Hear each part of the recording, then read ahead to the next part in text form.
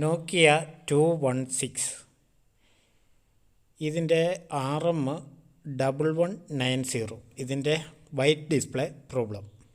ഇതിനൊരു ചെറിയ ജമ്പർ കൊടുത്താൽ മതി. ഞാൻ ഇവിടെ ഒരു ജമ്പർ കൊടുത്ത് വെച്ചിട്ടുണ്ട്. അത് ഞാൻ ട്യൂസറിൽ ഒന്ന് മുട്ടിച്ചേച്ച് അവിടെ ഒന്ന് അപ്പോൾ കറക്റ്റ് പോയിൻറ്റിലൊന്ന് തൊട്ട് കാണിക്കാം നിങ്ങളെ.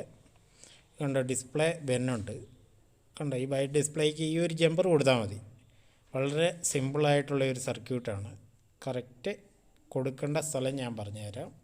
ഇതുണ്ട്, ഈ കണക്ടറിനോട് തൊട്ട് താഴെ ഒരു റെസിസ്റ്റർ ഇരിപ്പുണ്ട്. കണക്ടറിൻ്റെ തൊട്ട് താഴെ ഈ റെസിസ്റ്റർ, ഈ റെസിസ്റ്റൻസിൻ്റെ ഈ സൈഡിൽ നിന്ന് വേണം നിങ്ങൾ ജമ്പർ കൊടുക്കാനായിട്ട്. അതിൻ്റെ ജമ്പർ എങ്ങോട്ടാണ് കൊടുക്കേണ്ടതെന്ന് പറയാം. ഈ പോയിൻറ്റിലേക്കാണ് കൊടുക്കേണ്ടത്. ഇതുണ്ട്, ഇതേ പോയിൻറ്റിലേക്കാണ് കൊടുക്കേണ്ടത്.